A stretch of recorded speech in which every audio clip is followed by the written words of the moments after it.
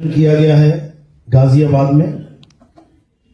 बहुत बड़े भाग हैं उन जीवों के जो आज इस सत्संग को सुन पाएंगे, और उससे भी बड़े भाग हैं उन जीवों के जो इसको थोड़ा सा भी समझ पाएंगे, क्योंकि मालिक की कृपा होती है तभी ये सत्संग समझ में आता है, अन्यथा कोई भी जीव इस सत्संग को कभी समझ नहीं सकता।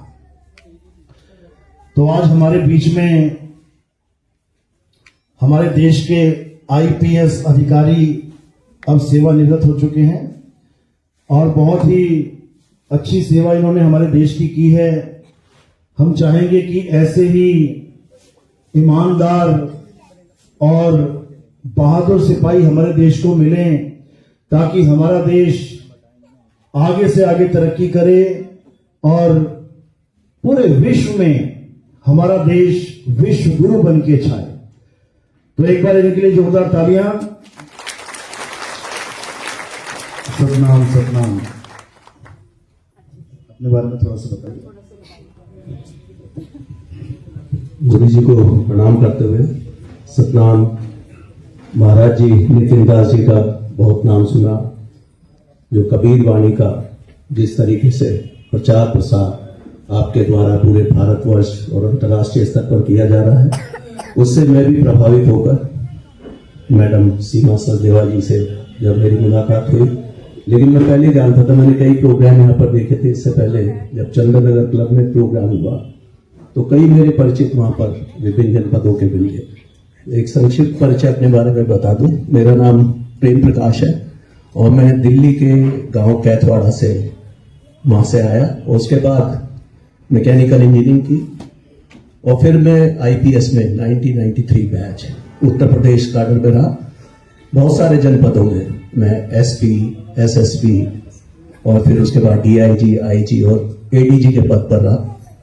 उसमें महत्वपूर्ण जनपद जितने भी हैं उत्तर प्रदेश के लखनऊ, कानपुर, आगरा, इलाहाबाद, बरेली, मुरादाबाद, अलीगढ़, गाजियाबाद, ये सब तमाम जिले मेरे द्वारा भ्रमण किया। और जिस तरीके से मैं संत परंपरा में शुरू से विश्वास रखता हूं, और कई बार मगहर और आसपास के क्षेत्रों में वहां पर जब भी भ्रमण किया, तो मैं मानता हूं कि कबीर जी का जो व्यक्तित्व रहा है वो सबसे ज्यादा, मैं कहूंगा, प्रेरक रहा है।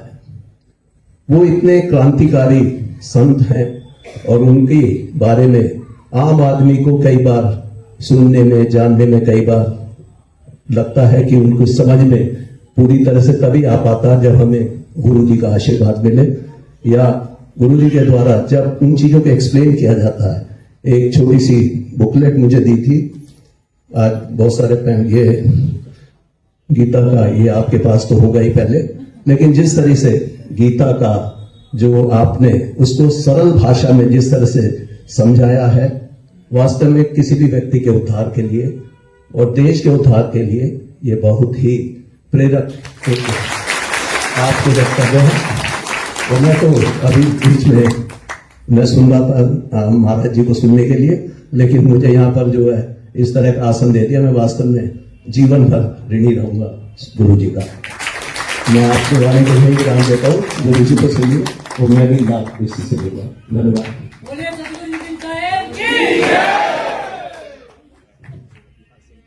बंदी छोड़ कबीर साहेब की, शहंशाह के शहंशाह की, शिरोमणि नितिन साहेब जी की, पिता परमात्मा की।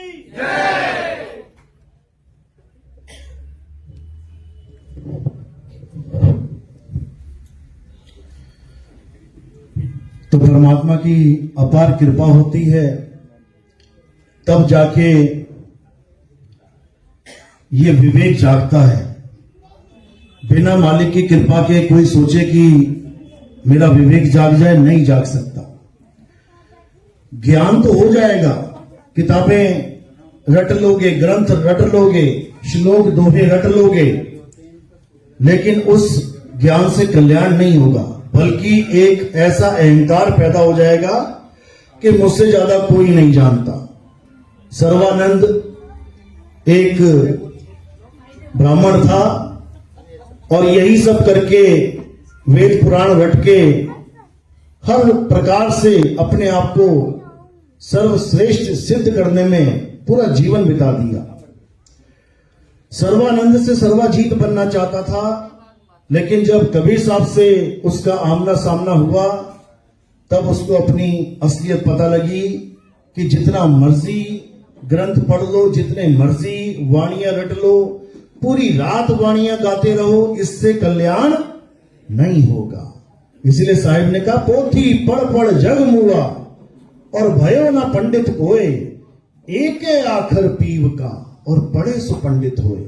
तो आज उसी एक अक्षर की महिमा गाई जाएगी, उसी एक अक्षर को समझाया जाएगा ताकि हम सब जीवों का कल्याण हो, पूरे विश्व का कल्याण हो। तो आज का सत्संग शुरू करने से पहले परमात्मा के नाम पे जयकारा लगाएंगे।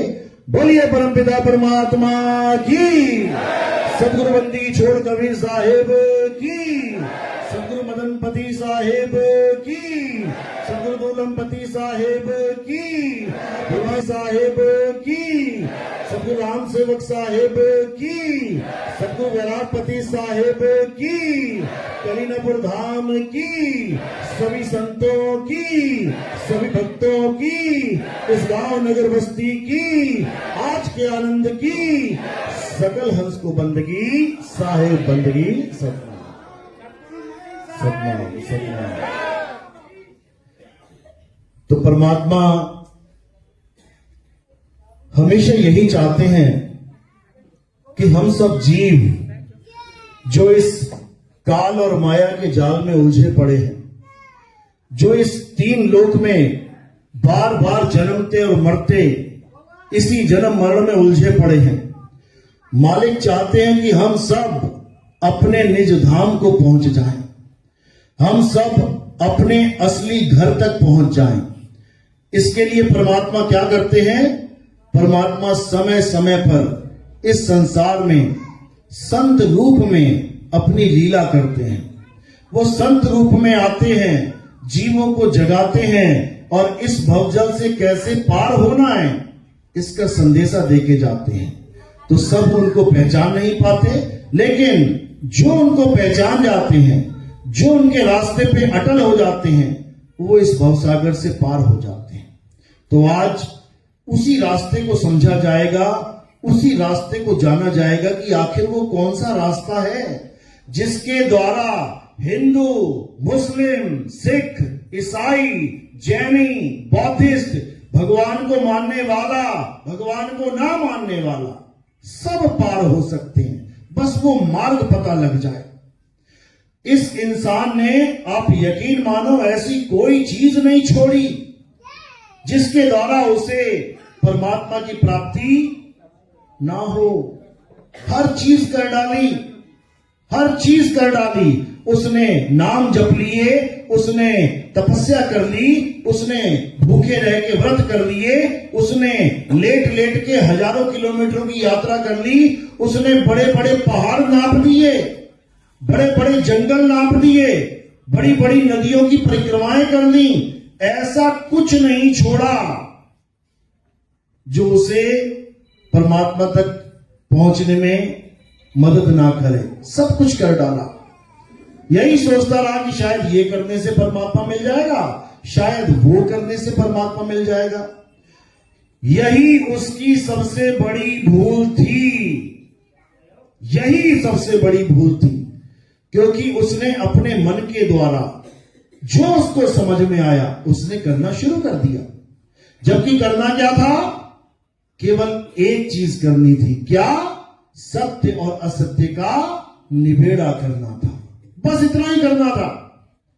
अगर इतना काम कर लेता तो यकीन मानो, इतने सारे धर्म बने बैठे हैं, इतने सारे पंथ चल रहे हैं, इतने सारे भगवान बन बैठे हैं, इनकी किसी की जरूरत ही नहीं थी। मात्र दो चीजों को समझना था, एक असत्य है और एक सत्य है, बस दो चीजों को। यही गीता में समझाया गया। अध्याय 2 16वां श्लोक। हे अर्जुन, इस दुनिया में दो प्रकार के तत्व हैं, एक असत्य है और एक सत्य है। असत्य क्या है? जो बनता और बिगड़ जाता है, जो जन्मता और मर जाता है, जो पल पल बदलता है, जो सदा एक सा नहीं रहता, वो असत्य है। हिंदुओं के लिए भी, मुसलमानों के लिए भी, सिखों के लिए भी, ईसाइयों के लिए भी, जैनियों के लिए भी, बौद्धिस्ट के लिए भी, सबके लिए। और वो क्या है? वो है पंच तत्व। ये 5 तत्व। ये काया किससे बनी है? 5 तत्वों से। ये बनती है, बिगड़ जाती है, जन्मती है, मर जाती है, सदा बदलती रहती है। देखो, जब छोटे से बच्चे थे, 6 इंच के, 8 इंच के, 1 फुट के, 2 फुट के, 3 फुट के, करते करते आज 6 फुट के हो गए। अब धीरे धीरे छोटे होना शुरू हो जाएगी हाइट, और नीचे झुकते चले जाएंगे। अभी जवान है, कल बच्चे थे, आगे बूढ़े हो जाएंगे। पल पल बदल रहा है। तो जो बदल रहा है वो क्या है? असत्य है। असत्य किसके लिए?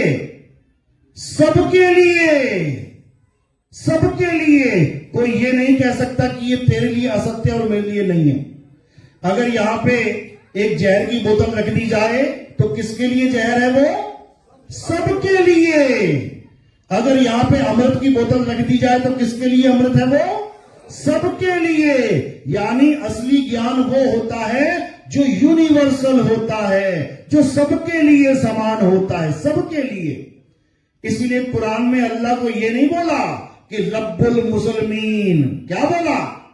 रब्बुल आलमीन, यानी पूरे आलम के लिए, पूरे संसार के लिए। वो सबका खुदा है, वो सबका भगवान है।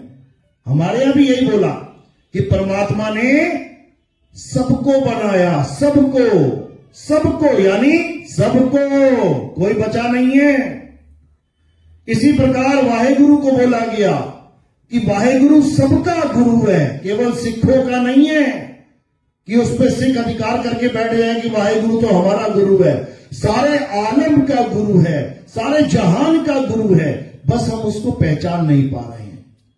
जिस दिन उसको पहचान गए, उस दिन ये धर्मों के नाम पे झगड़े, ये फसाद, ये दंगे, याद रखो, हमारा सबसे बड़ा दुश्मन हमें लगता होगा कोई देश है, लेकिन तुम पूरे साल की लिस्ट निकाल के देख लो, हमारे देश के लोग किसके द्वारा मारे गए हैं? अपने ही लोगों के द्वारा।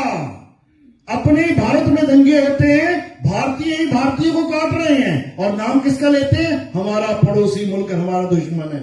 अरे जिसके बच्चे मर गए उसको पूछो पड़ोसियों ने मारे कि तुम ही ने मार डाले। हम अपने ही देशवासियों को मारने लगे हैं। किस मैटर पे? मुद्दा क्या है?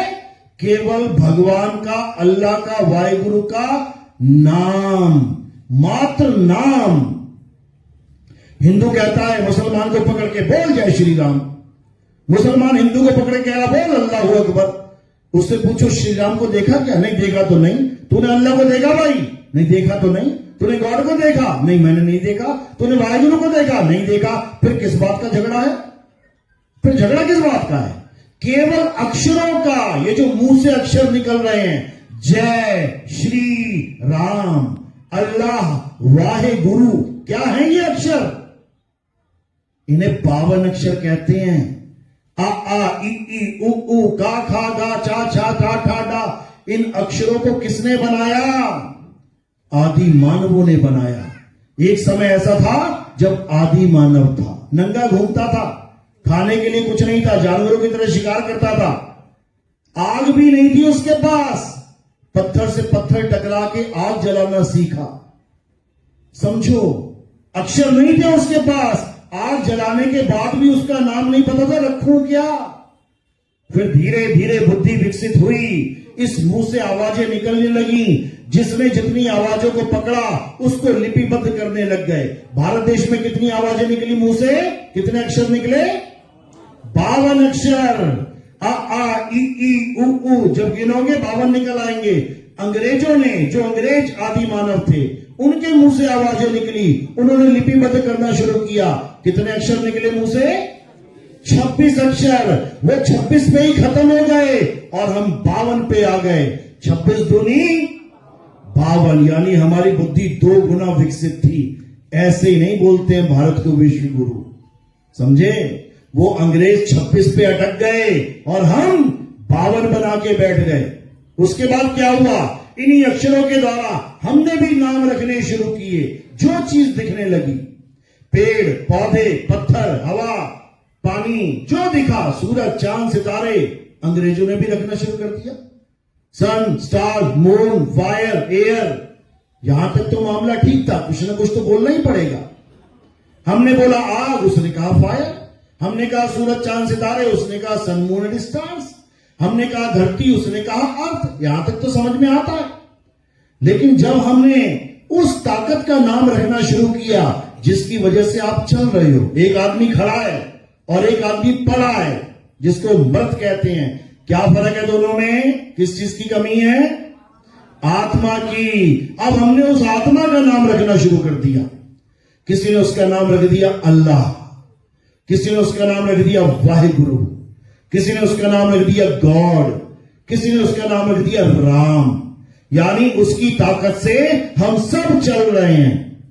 अब जब ये नाम रखे गए अलग अलग भाषाओं में, अलग अलग देशों में, अब इसको कोई लाके पकड़ के दिखा तो सकता नहीं है। कोई कहे हाँ अल्लाह है, दिखा, हाँ वाहिगुरु है तो दिखा, हाँ गॉड है तो दिखा नहीं सकता। लेकिन कह सकता है कि सारी कायनात अल्लाह की ताकत से चल रही है। पत्ता भी नहीं हिल सकता उसकी मर्जी के बिना, कह सकता है। अब इसी ताकत को भगवान ईश्वर अल्लाह गॉड वाहिगुरु नाम रख के छोड़ दिया गया। अब मानो चाहे ना मानो, वो तुम्हारी मर्जी है। यहां तक भी मामला ठीक था कि चलो तूने राम नाम रख लिया, तू राम राम कर ले, तूने अल्लाह नाम रख लिया, तू अल्लाह अल्लाह कर ले, तूने वाहिगुरु नाम रख लिया, तू वाहिगुरु वाहिगुरु कर ले। यहां तक भी मैटर कोई दिक्कत नहीं है। दिक्कत कहां पे आ गई? जब झगड़े होने लगे। तेरा राम छोटा, मेरा अल्लाह बड़ा, तेरा वाहिगुरु छोटा, मेरा गॉड बना। अब दिक्कत हो गई, अब झगड़े चालू हो गए, जबकि देखा किसी ने किसी को नहीं है। झगड़ा किस बात का है? मात्र अक्षरों का। ये जो अक्षर मुंह से निकल रहे हैं, मुसलमानों के यहां जाके एक बार कह दो अल्लाहू अकबर, सारे खुश हो जाएंगे, सारे खुश। क्यों? क्योंकि हमने वो अक्षर निकाल दिए मुंह से जो वो सुनना चाहता है। ना उसने अल्लाह देखा ना मैंने देखा, केवल अक्षर से अक्षर मैच हुआ और दिल खुश हो गया। हिंदुओं के पास जाके कह दो जय श्री राम, क्या निकला? जय या श्री राम। हिंदू भी खुश।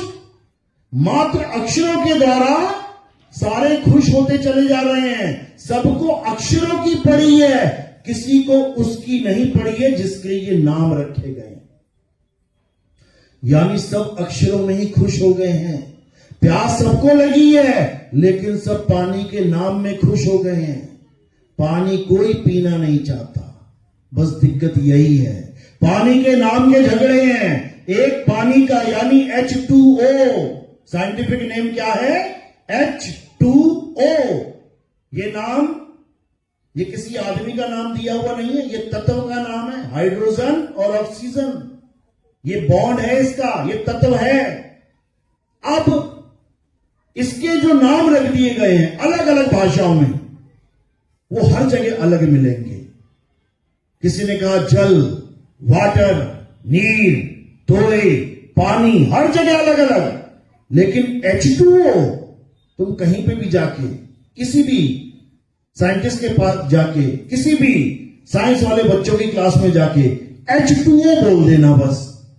ना तुम्हें पानी बोलने की जरूरत, ना तुम्हें जल बोलने की जरूरत, ना तुम्हें वाटर, ना नीर, ना तोय। वो बच्चा 101% समझ जाएगा, चाहे वो किसी भी भाषा का क्यों ना हो। कारण क्या है? क्योंकि उसको तत्व ज्ञान है। उसको पता है H2O इज इक्वल टू जल, वाटर, नीर, तोय, पानी, कुछ भी कह लो। वो तत्व ज्ञान लेके बैठा है और तुम केवल नाम लेके बैठे हो। इसीलिए झगड़ा चल रहा है, इसीलिए झगड़ा चल रहा है। तो ये झगड़ा कैसे शुरू हुआ है? 52 अक्षरों से। तो कबीर साहब ने इसी 52 पर जोरदार प्रहार किया, क्योंकि अगर इस बीज को खत्म कर दिया गया तो आगे पेड़ नहीं बनेगा।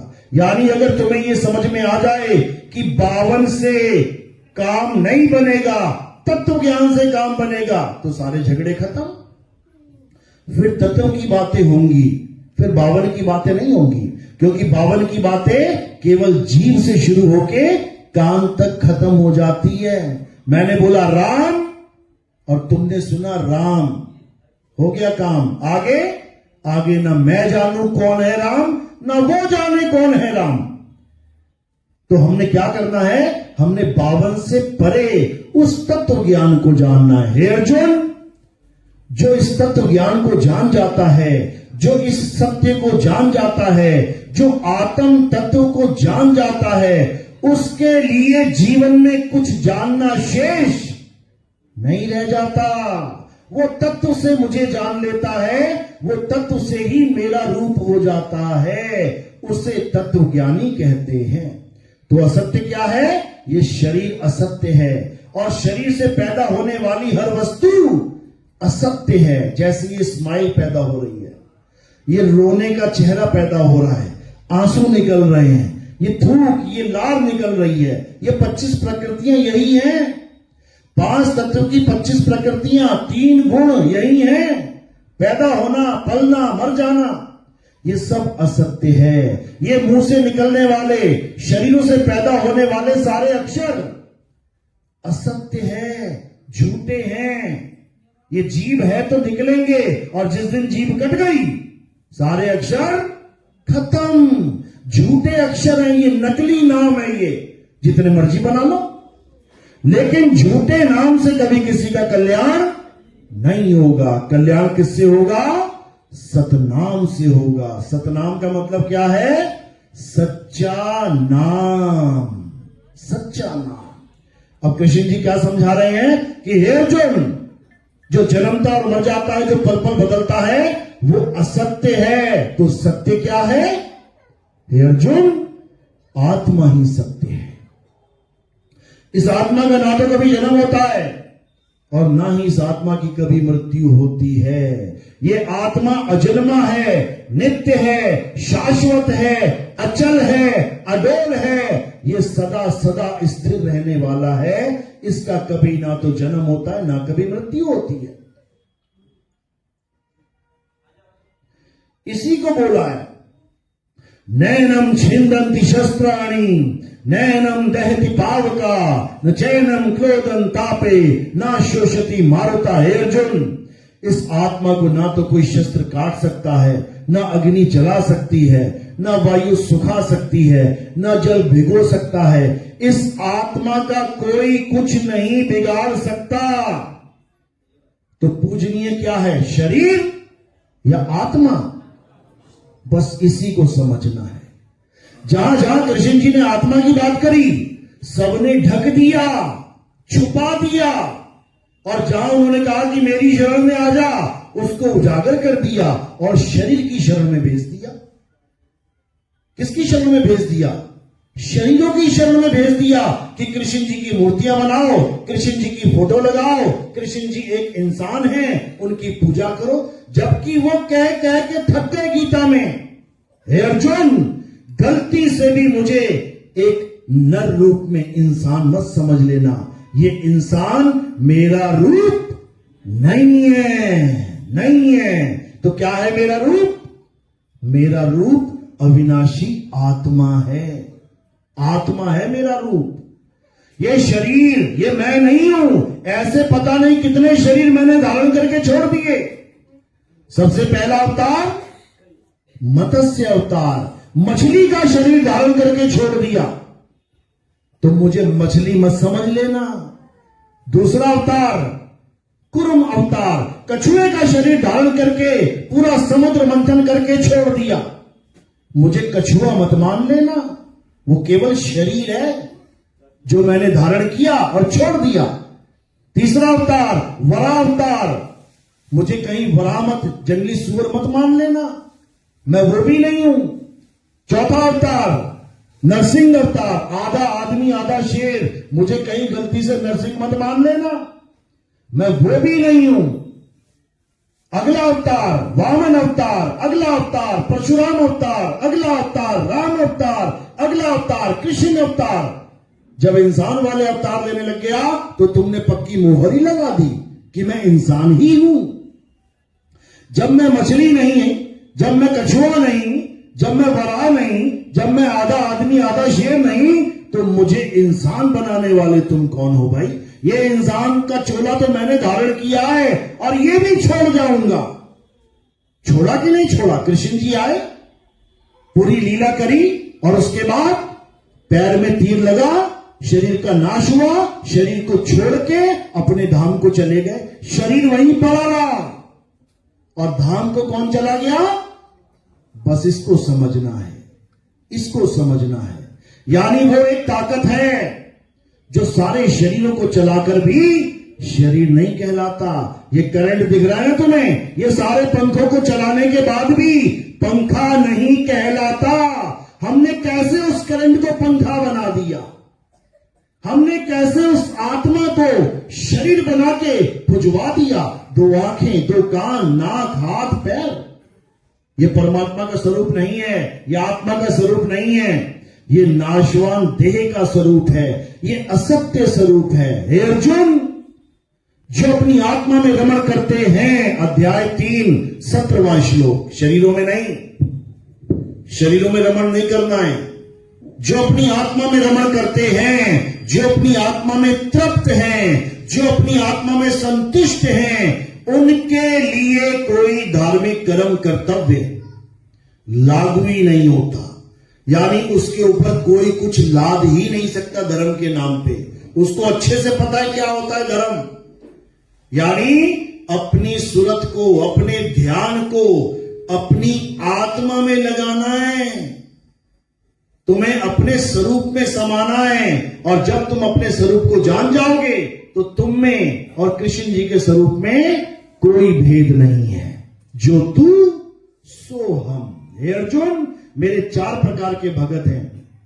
पहला भगत जो दुनियावी इच्छाओं के लिए मेरी भक्ति करता है तो मेरा ही भगत, लेकिन लो लेवल, छोटा भगत है, छोटी बुद्धि वाला भगत है। दूसरा भगत जो परेशानी आने पे मुझे याद करता है, जो तकलीफ आने पे मुझे याद करता है तो मेरा ही भगत, लेकिन बड़ा खुदगर्जी भगत है, बड़ा मतलबी भगत है, लो लेवल भगत है। तीसरा भगत जो मेरी लीलाएं देख के आकर्षित होता है, जो जिज्ञासावश मुझे जानने की कोशिश करता है, वो मेरा तीसरा भगत है। ये जितने अंग्रेज दिखाई दे रहे हैं तुम्हें, ये तीसरे नंबर के भगत हैं। ये लीलाएं देख देख के कृष्ण जी ने पूरा पहाड़ उठा लिया एक उंगली पे, क्या बात है। कृष्ण जी ने बकासुर को मार दिया, कृष्ण जी ने कंस को मार दिया, क्या बात है। ये केवल जिज्ञासावश आ रहे हैं मेरी लीलाओं को देख के, मेरी भक्ति करने के लिए। ये भी लो लेवल भगत हैं। लेकिन जो चौथा भगत है वो ज्ञानी भगत है।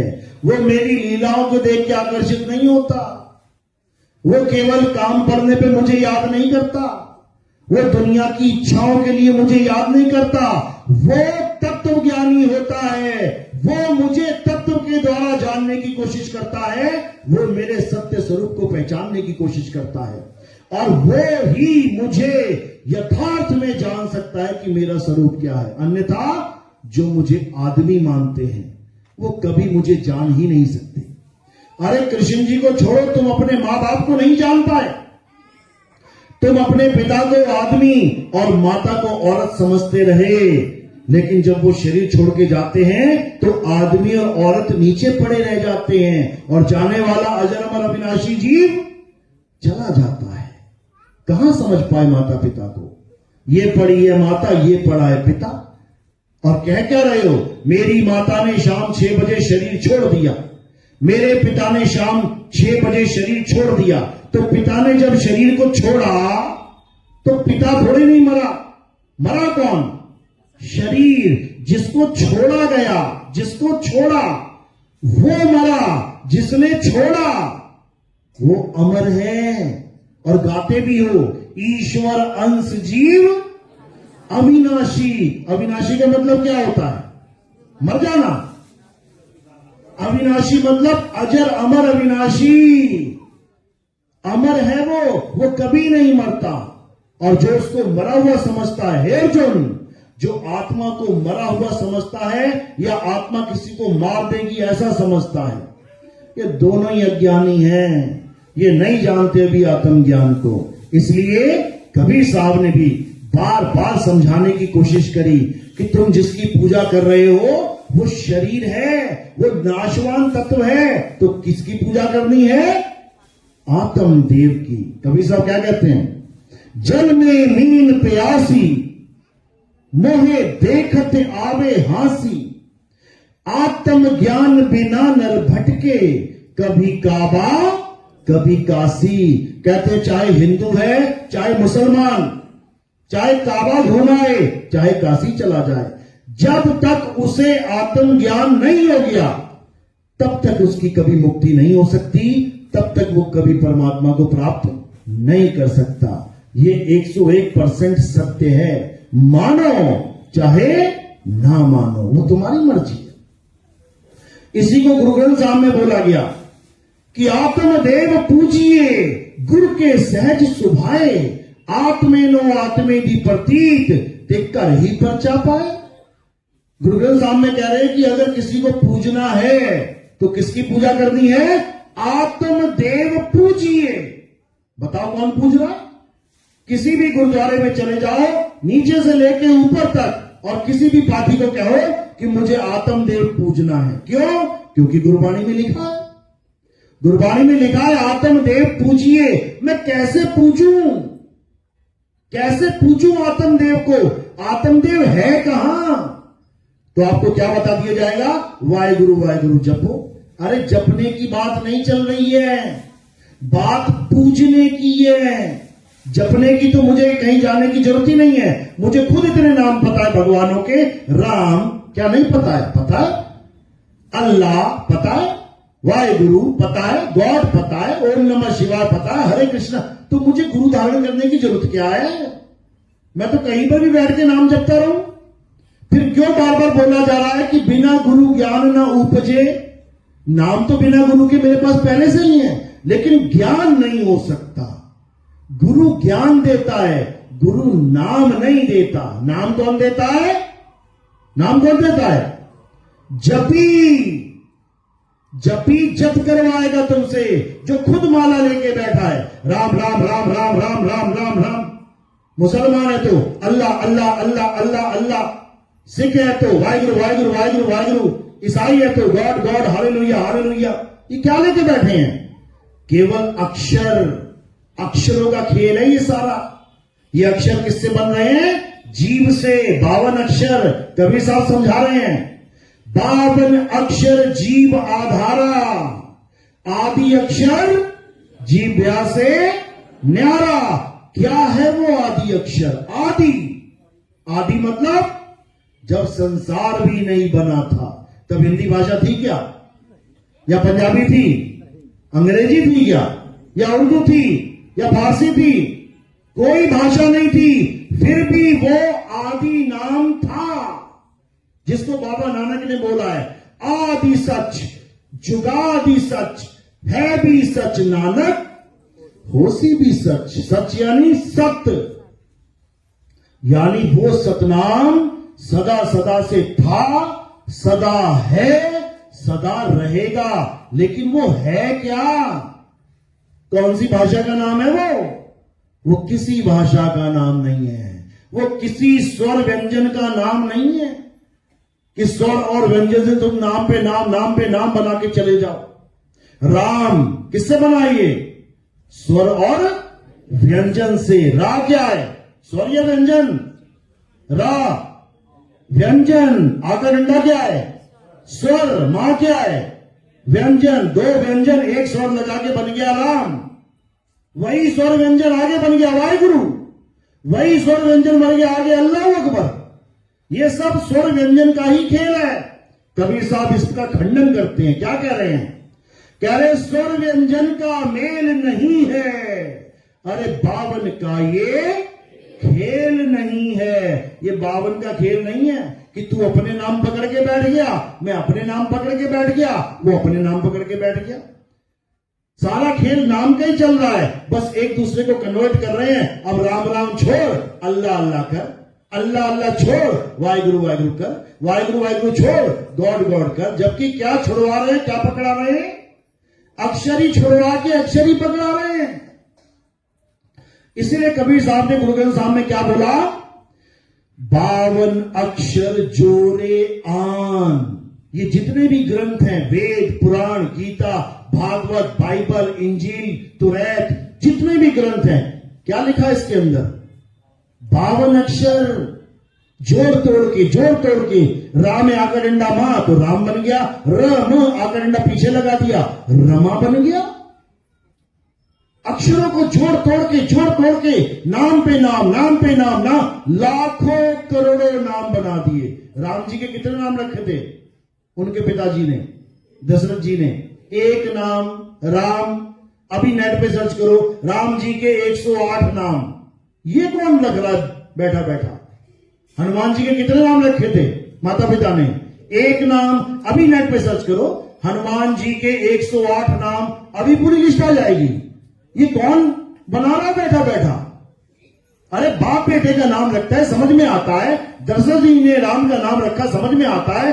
अंजलि ने अपने पुत्र का नाम रखा, समझ में आता है। यहां तो पुत्र बाप के नाम रखता जा रहा है। यानी एक भगत अपने बाप के नाम रखता जा रहा है, रखता ही जा रहा है। लाखों करोड़ों नाम बना लिए, अब खुद ही नाम में फंस गया। कौन सा वाला जपू? और गुरु उससे भी तेज है। आजा बेटा बताता हूं कौन सा भगवान पसंद है। राम पसंद है तो राम राम जप ले। तुझे कौन सा भगवान पसंद है? शिवजी पसंद तो शिवजी जप ले। तुझे कौन सा? हनुमान जी हनुमंते नमा जप ले। वो उनसे भी होशियार बैठे होंगे। लेकिन कबीर साहब ने ऐसा बिल्कुल नहीं कहा। वो क्या कहते हैं?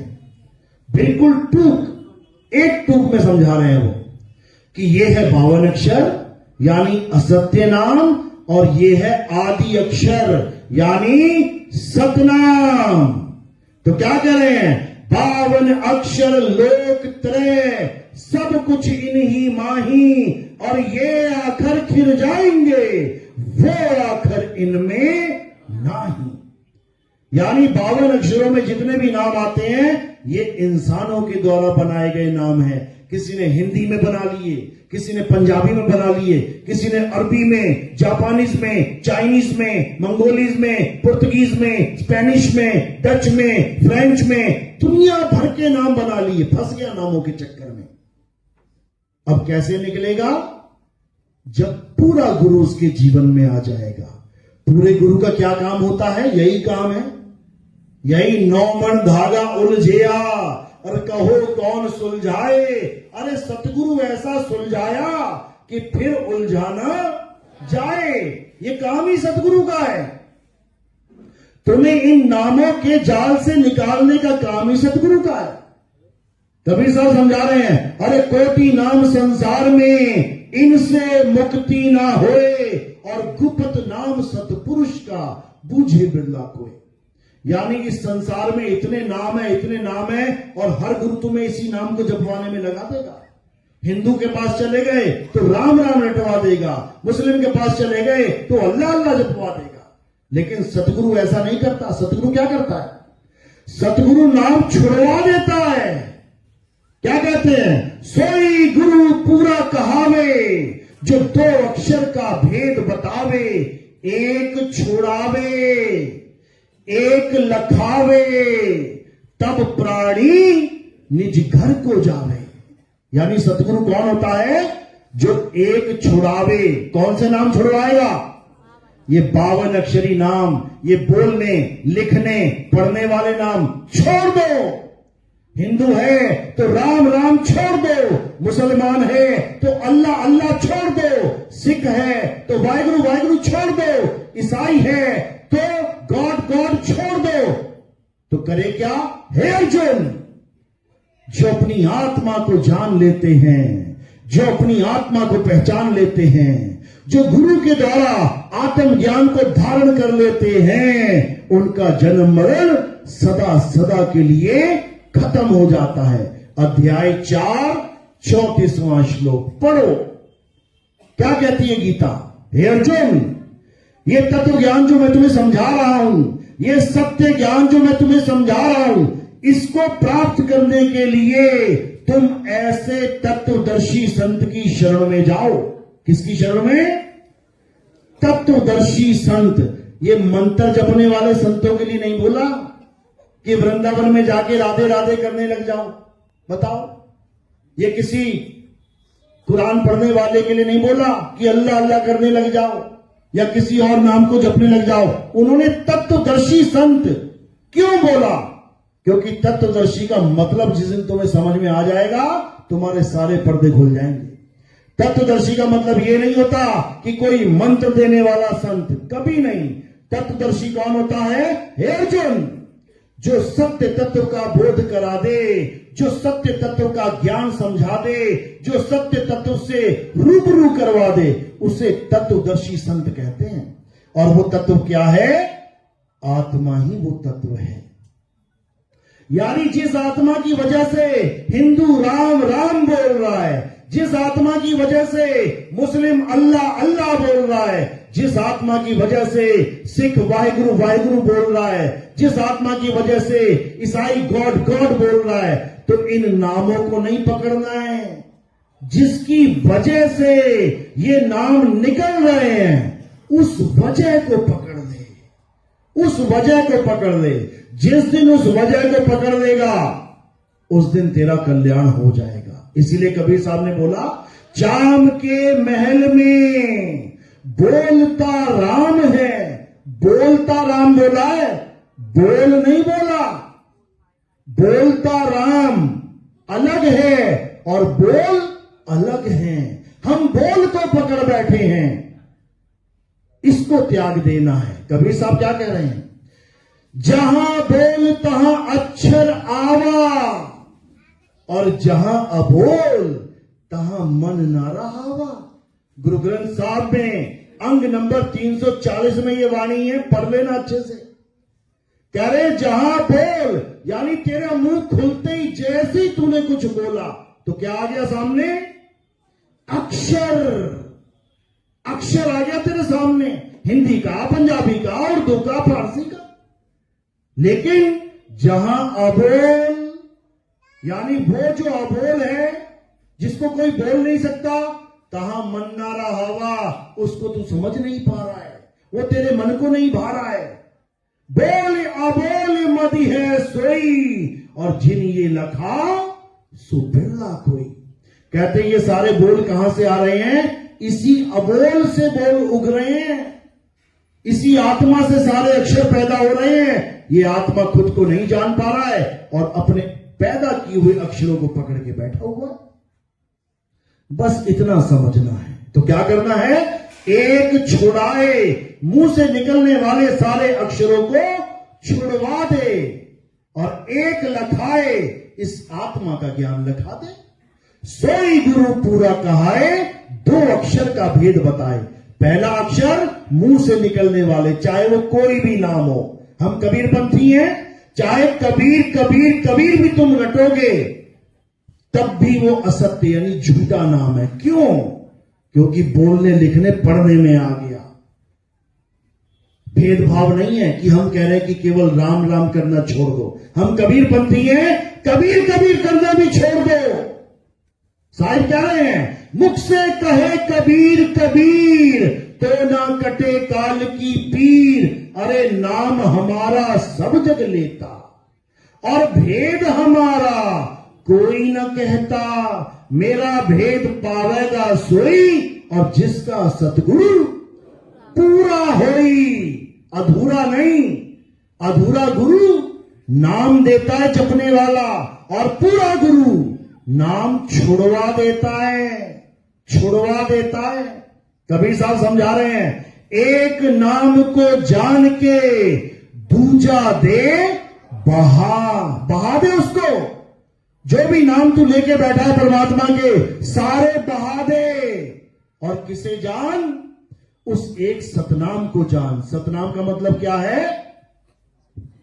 तुम्हारा आत्म स्वरूप, तुम्हारा शुद्ध चैतन्य स्वरूप, तुम्हारा अजर अमर अविनाशी स्वरूप। एक ये स्वरूप है, काला गोरा, मोटा पतला, लंबा छोटा, नकली है, नकली।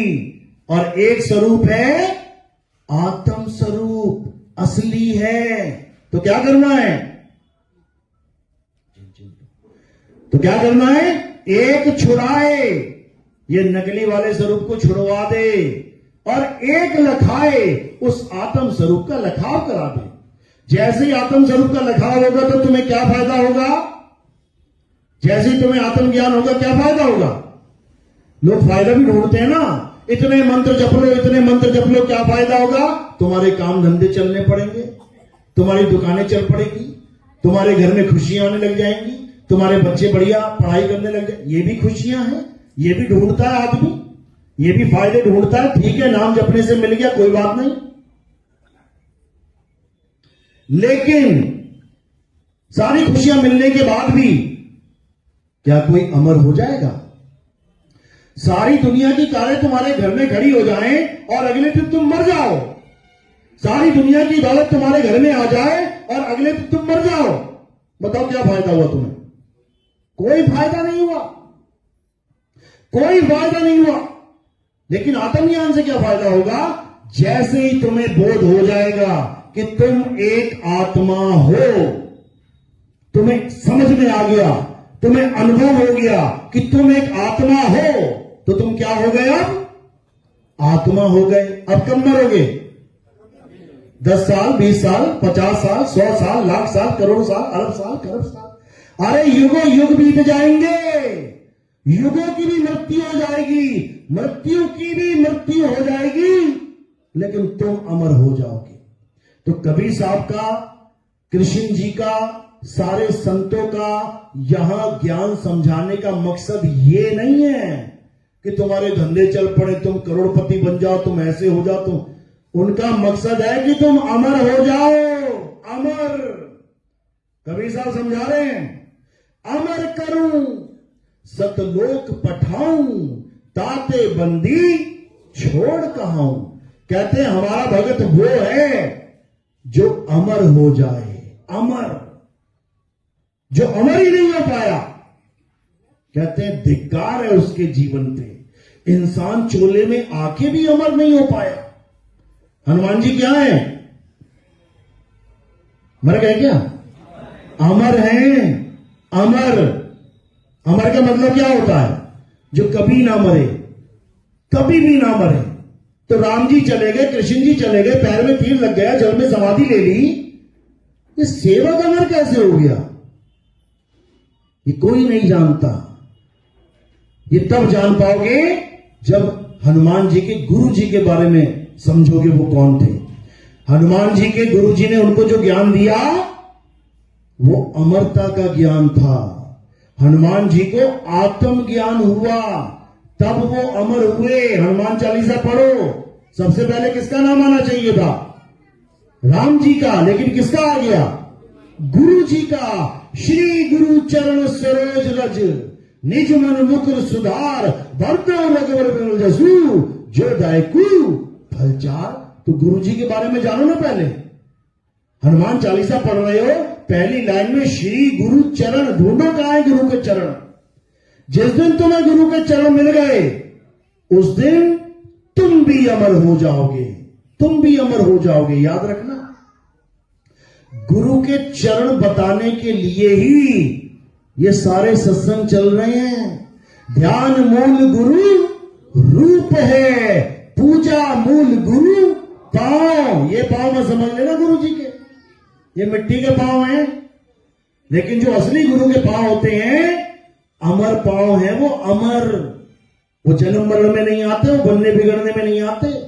उसी चरणों की धूल हमें चाहिए और हम अजर अमर अविनाशी हो जाएंगे। तो इतनी सी बात समझने में पूरा पूरा जीवन बीत जाता है मेरे भाई। कृष्ण जी को समझने में पूरा जीवन बीत जाएगा, कबीर साहब को समझने में पूरा जीवन बीत जाएगा। लेकिन अगर समझना चाहो तो 2 लाइनों में समझ सकते हो। क्या है कबीर? साहिब कहते हैं, अरे कबीर कबीर क्या करे, तू खोज अपन शरीर और 10 इंद्रियां बस में कर, तू आपे आप कबीर। ये 10 इंद्रियां क्या हैं? यही 10 रथ हैं। राम जी के पिताजी थे ना दशरथ, दशरथ का मतलब क्या होता है? 10 इंद्रियों का रथ। ये है 10 इंद्रियों का रथ। ये है जब राम जी का वियोग हो जाता है तो दशरथ की क्या हो जाती है? मृत्यु। राम कौन है? ये आत्म राम है। जब आत्म राम इस 10 इंद्रियों के रथ से अलग हो जाता है तो ये दशरथ विलय हो जाता है। अब क्या करना है? इस दशरथ को चला कौन रहा है? 10 इंद्रियां बस में कर। जो इसको बस में कर ले, जो अपनी आत्म स्वरूप को जान ले, वही कबीर है और कोई कबीर नहीं है। याद रखना, इसी आत्म स्वरूप को कबीर बोला गया है। कक्का केवल नाम है, बब्बा ब्रह्म शरीर और रारा सब में रम रहा। सब में रम रहा। वो सतलोक में नहीं बैठा है कि कोई कहे सतलोक में बैठा है कबीर। वो सब में रम रहा है। कोई ये ना सोचे कि राम जी किसी धाम में बैठे हैं। वो सब में रम रहे हैं। तुझ में राम, मुझ में राम, सब में राम समाया और सबसे कर लो प्रेम, जगत में कोई नहीं पराया। कौन सा राम? आत्म राम। सबके पास आत्मा है? आत्मा है ना? नाम सुना सबने? अपनी अपनी आत्मा लेके आए हो? छूट तो नहीं कि घर पे किसी की? कहीं वो अभी मार्च चल रहा था ना, ये पूरा, वहां तो नहीं आगे किसी की सड़क पे? सब लेके आए हो? कैसे पता लगेगा लेके आए हो? क्योंकि बैठे हुए हो, हिल रहे हो, बोल रहे हो, देख रहे हो। इसका मतलब आत्म राम पास ही है। और जब वो छोड़ देगा तो यहां लाश बन के गिर जाओगे। सारी उम्र तुम्हें आत्म राम ही संभाल रहा है, सारी उम्र। लेकिन सारी उम्र बिताने के बाद भी अगर कोई तुमसे पूछ ले कि आत्मा कैसी होती है तो तुम्हारे पास जवाब नहीं होगा।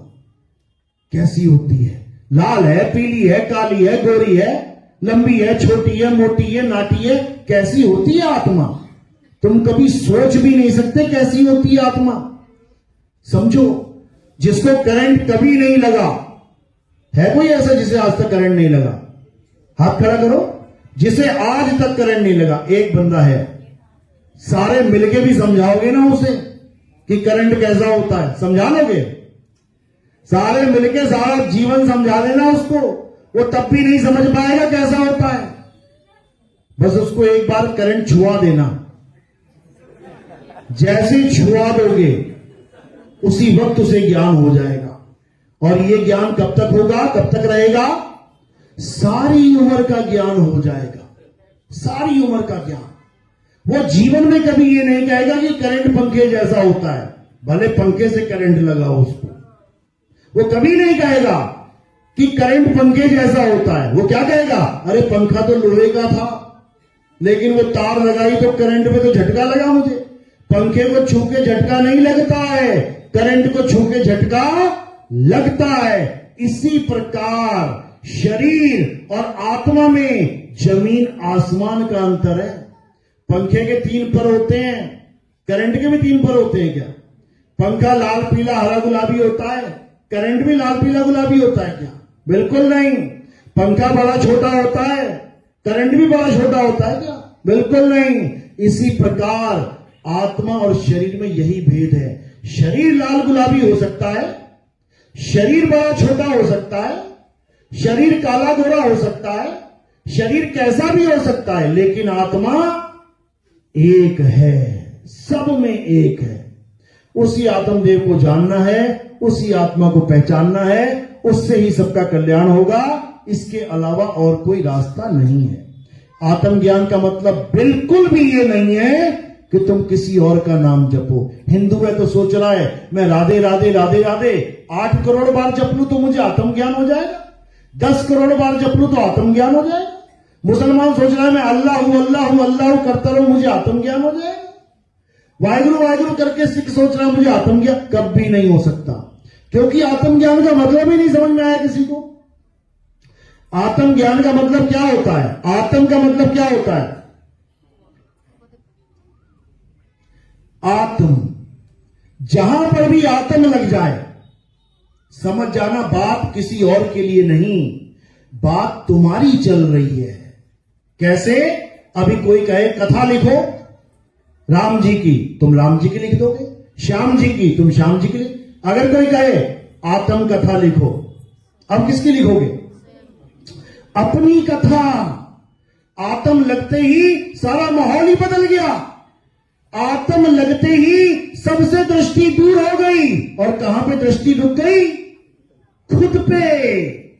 आत्म शब्द जुड़ते ही सारा संसार पराया हो जाता है। आत्म शब्द जुड़ते ही सारी कहानी तुम पर आ जाती है। गली नंबर 5 में एक आदमी ने आत्महत्या कर ली। कितनों को मार दिया उसने? किसी का कत्ल किया क्या उसने? हत्या हुई ना वहां पे? किसी ने किसी को मारा क्या? क्या हुआ वहां पे? हत्या तो हुई, लेकिन किसकी? खुद की। खुद की हत्या हुई। किसने की? खुद ने। आत्म लगते ही हत्या का मामला ही बदल गया। वैसे कहो ना, हत्या हो गई तो शक किस पे जाएगा? किसी और पे।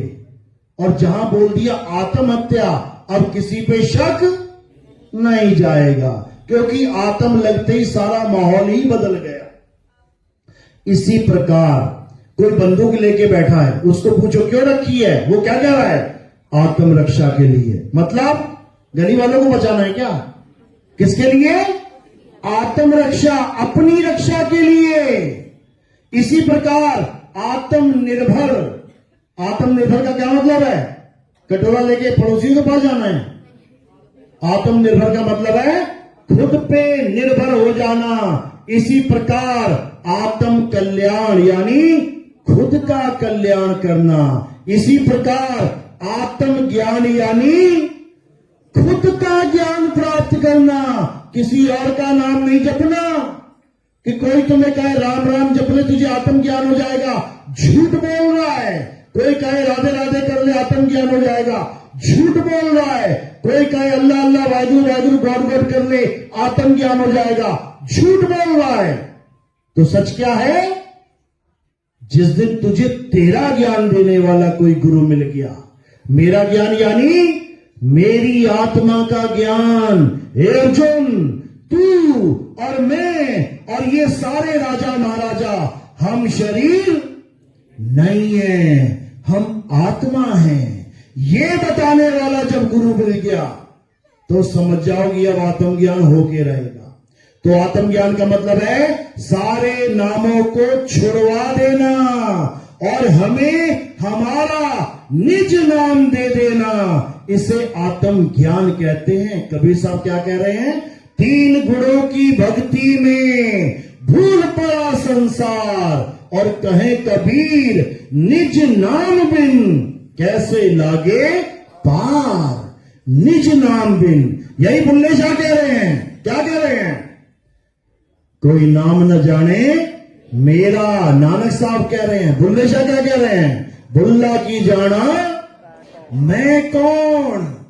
यानी बुल्ला सबको जानता है, सबको, केवल खुद को नहीं जानता। बुल्ला की जाना मैं कौन। तो मुझे मेरा ज्ञान देने वाला गुरु जब मिलेगा तब मैं जान पाऊंगा आखिर मैं हूं क्या। इसी के लिए बड़ी बड़ी किताबें लिखी पड़ी हैं। हु एम आई, मैं कौन हूं। और उसके बाद कहां फंस जाते हैं? जाके ध्यान समाधि में। मैं कौन हूं कैसे पता लगेगा? आंखें बंद करके समाधि में चले जाओ, कभी जीवन में पता नहीं लगेगा।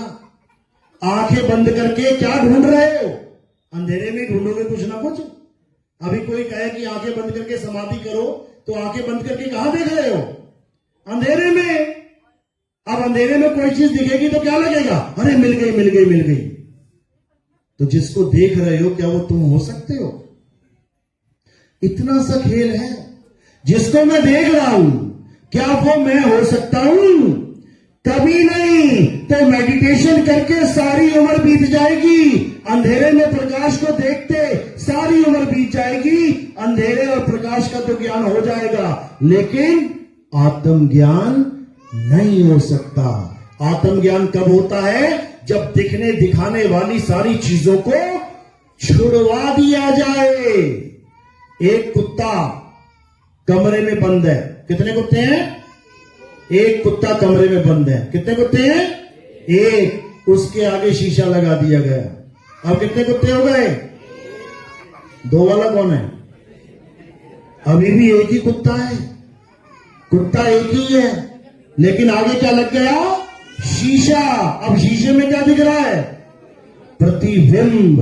अब कुत्ता जब तक शीशा देखेगा उसे कभी आत्मज्ञान नहीं हो सकता, भौंक भौंक के मर जाएगा।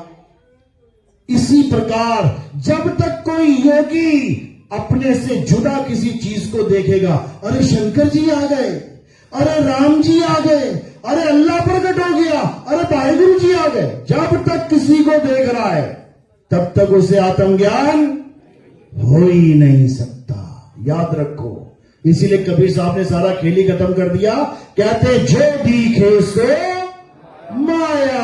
कोई कहता गुरु जी आ गए मुझे लेने के लिए। बताओ, शरीर को गुरु मान बैठा है, और जो गुरु ने आत्मज्ञान दिया उसकी एबीसीडी भी नहीं पता। इसलिए अब क्या करना है? अब कहीं नहीं आना और कहीं नहीं जाना। अरे ना कहीं आना और ना कहीं जाना, आपे में आप समाना। यानी हे अर्जुन, तो अपने संसार से अपने ध्यान को हटा, अपनी काया माया से अपने ध्यान को हटा, और क्या कर? एक कछुए की तरह अपने ध्यान को अपनी आत्मा में स्थिर कर ले। यानी कछुआ अपने हाथ पैर फैला देता है, गर्दन पूंछ फैला देता है, लेकिन जब उसे खतरा लगता है वो उन्हें अपने अंदर समा लेता है और वो सेफ मोड में चला जाता है।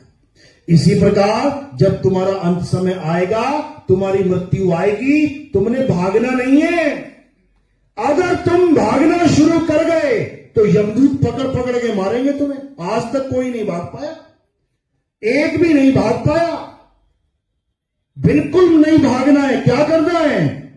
सूरत बांध स्थिर करो, आठों पहर हुजूर, अचल हो जाना है। अगर तुम चले तो तुमसे लाख गुना करोड़ गुना फास्ट चलता है काल भगवान। मन की गति पता है ना कितनी है? तुम्हें पकड़ के दबोच लेगा कहीं भी। अब क्या करना है? अब चलना नहीं है। कछुआ चलेगा तो मरेगा। एक कछुआ जा रहा था गांव में, बड़े मजे से जा रहा था, चार कुत्ते आ गए। जैसे चार कुत्ते उसके पास आए, अब कछुए के पास तीन ऑप्शन है। भागो कुत्तों से तेज, तब बचेगा। भाग सकता है क्या? पक्षी की तरह उड़ जाए तब बचेगा। उड़ सकता है क्या? जल्दी जल्दी धरती खोद के घुस जाए कछुए की, उसकी खरगोश की तरह घुस जाएगा क्या? फिर क्या बचा उसके पास ऑप्शन? अचल हो जाना है, यानी अपने अंदर समा जाए।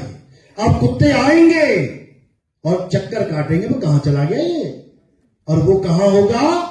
अपने आप में रम गया होगा। इसी को गीता में बताया है, अध्याय 3 17वां श्लोक। हे अर्जुन, जो अपनी आत्मा में रमण करते हैं, रमण यानी रम जाते हैं। अगर एक बार आत्मा में रम गए तो क्या हो गए? आत्मा ही हो गए। तो यमराजा तुम्हें काट सकता है क्या? नैनम छिंदंती शस्त्राणी। यमराजा के सारे हथियार धरे के धरे रह जाएंगे। फिर तुम्हें वो आग में जला सकता है क्या? नहीं जला सकता।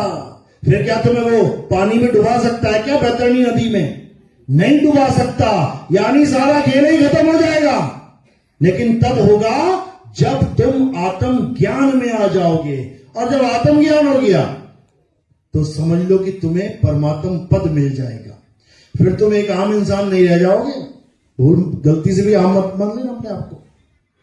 कृष्ण जी ने यही समझाया, हे अर्जुन, जो तत्व ज्ञान के द्वारा मुझे जान लेता है वो मेरा ही रूप हो जाता है। फिर वो ये काया माया नहीं रह जाता, वो आत्म स्वरूप में सिद्ध हो जाता है। तो हमारे जीवन का लक्ष्य क्या है? ठीक है, हम हिंदू परिवार में पैदा हो गए, हम मुस्लिम परिवार में पैदा हो गए, हम सिख और ईसाई परिवार में पैदा हो गए, हम उनको भी नमन करते हैं। हम उनको भी शीश झुकाते हैं जिन्होंने हमें मंदिर जाना सिखाया, जिन्होंने हमें मस्जिद तक पहुंचाया, जिन्होंने हमें गुरुद्वारे तक पहुंचाया, जिन्होंने हमें चर्च तक पहुंचाया। उनके पहुंचाने का मकसद क्या था? कि हमें उस परम पिता परमात्मा तक पहुंचने में मदद मिल सके। बनना हमने डॉक्टर है, लेकिन घर वाले कहां एडमिशन करा देते हैं? शुरू में आंगनबाड़ी में, एलकेजी में। बनना हमने डॉक्टर है। पूछ रहे हैं क्या बनाना चाहते हो अपने बच्चे को? डॉक्टर बनेगा। और कहां छोड़ आया था? जहां पर खेल खिलौने, क्ले मिट्टी पड़ी हुई है, क्ले मिट्टी के कछुआ बनाया, क्ले मिट्टी का सेब संतरा बनाना डॉक्टर था। और छोड़ कहां आए? आंगनबाड़ी में। तो थैंक यू करें कि ना करें? करना पड़ेगा, क्योंकि शुरुआत वही है। ये हमारा जो मंदिर है, ये हमारी शुरुआत है। ये हमारे देश की जो मस्जिदें हैं, ये हमारी शुरुआत है। ये हमारे चर्च और ये हमारे गुरुद्वारे हैं, ये हमारी पहली पौड़ी, पहली शुरुआत है। लेकिन मंजिल नहीं है, मंजिल नहीं है। मंजिल क्या है? आत्म ज्ञान ही हमारी मंजिल है। हे अर्जुन, जो आत्मा में सिद्ध हो जाते हैं, जो आत्मा में स्थित हो जाते हैं, वो स्थित प्रज्ञ कहलाते हैं। बस इतना सी बात। समझ में आ रही बात कि हवा में जा रही है? किस किस को समझ में आ रही है? हाथ खड़ा करो जरा। बहुत बढ़िया। अभी त्योहार आने वाले हैं, सब मंदिर में मिलोगे, तुम लोग भूल जाओगे आत्मा क्या थी। लेकिन ऐसा नहीं है भाई, इस ज्ञान को समझना है, क्योंकि समय बहुत कम है। ये मत समझना कि अभी दादाजी बनना है, किसी ने बन चुके दादाजी जिन्हें बनना था। अब तुम लोग आगे की तैयारी करो।